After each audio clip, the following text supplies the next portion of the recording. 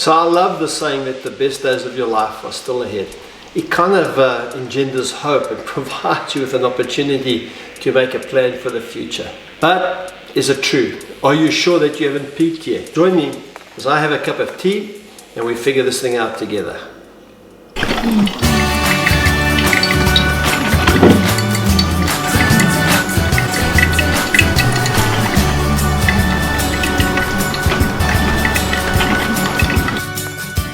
So getting back to this question, are the best days of our lives still ahead? When I was thinking about this, I remembered this guy by the name of George Best. And George Best is really a story of a young man being identified as a great soccer player growing up in Ireland and eventually recruited to Manchester United, playing his first game for Manchester United at the age of 17.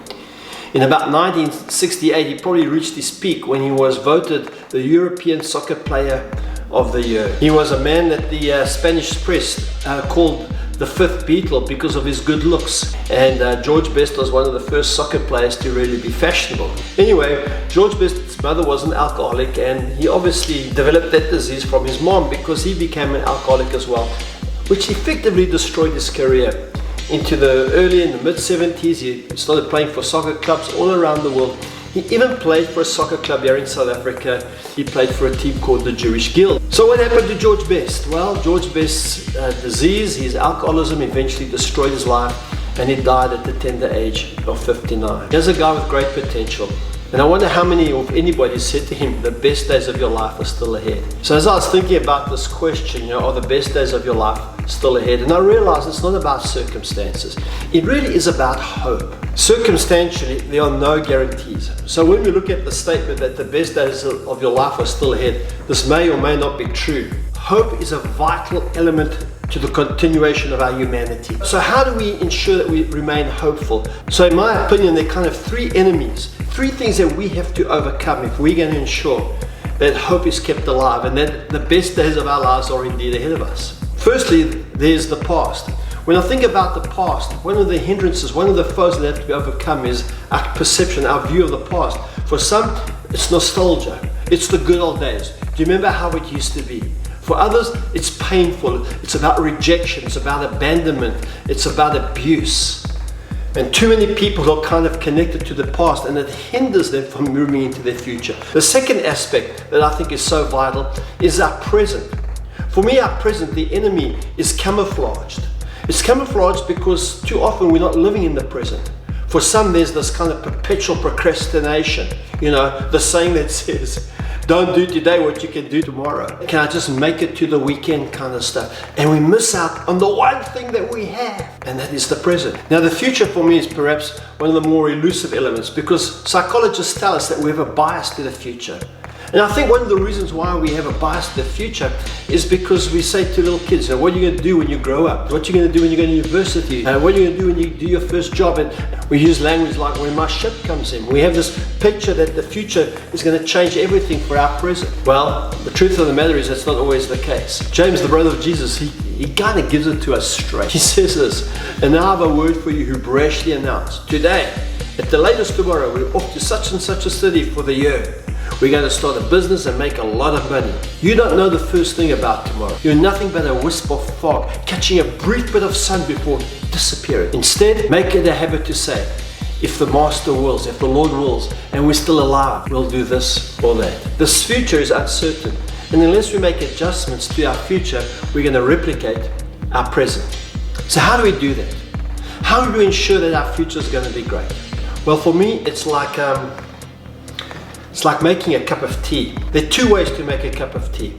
There's the expedient way, or there is the deliberate way, the intentional way. The way that most of us make tea. In fact, for some of us, this is how we think tea is made.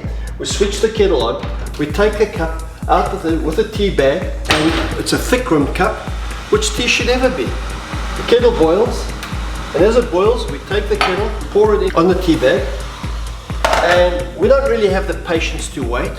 So what we do is we grab one of these machines. Have you seen these machines? We come and we take the tea bag. So what we do, we squinch it. Oh, I spilled water there. And we squinch it, you see. And we just suck that tea out of that bag. Why? Because we're in a hurry and we want to get things done quickly because we want a cup of tea. We take the tea bag, place it on the thing over there and get some milk out the fridge. I've got some milk there. I'll be back. 2 liters. Put the milk in there. Okay, I'll put the milk back just now. Now we've got a cup of tea. 5 spoons of sugar. Make paste out of it. That's the one way to make a cup of tea. Now, we speak about the best days of our lives are still ahead. It's like making a cup of tea properly. First of all, you take out the water that was in the pot. You get some nice clean water. You don't reheat the water. Apparently, I don't know this for sure, you can Google it if you want, but apparently you take out all the oxygen when you overheat or reheat the water over and over again. Anyway, so you run some water in. You put the kettle on. Now the key here is to wait until it boils. Now, most kettles today have this kind of automatic switch off. So what you're going to be sure of is that you don't overboil the water. So I can hear that the kettle is boiling. Can you hear it? Just coming on the boil. So what you do is stop it. You don't want it to overboil. This is the proper way, the intentional way. You take a thing called a teapot. Take the teapot, and the first thing you do is that you heat up the teapot and you heat up the cup. Notice, this is a china teacup, thin rimmed.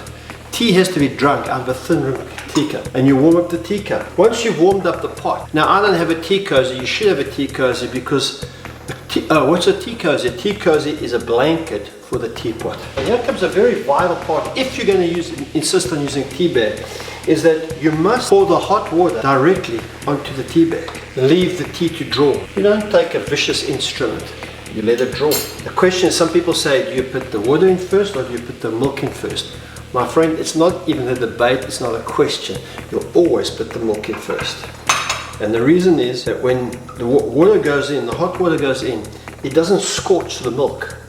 So if you've got a hot cup of tea and you put milk in like most of us do, the problem with that is that you scorch the milk. But tea is a time to draw. You give it a bit of a swirl. Look at the color of that tea.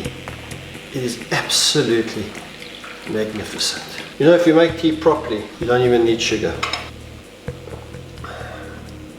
Everything is fine with a cup of tea. Why is making a cup of tea ensuring hope? And what this speaks to me is that if we don't seize the present, if we aren't deliberate, if we aren't taking intentional steps on a day-to-day basis around the future that we want to have for ourselves, the reality is we're probably going to land up with what we've got. And for too many of us, what we got is not what we want. We want something different.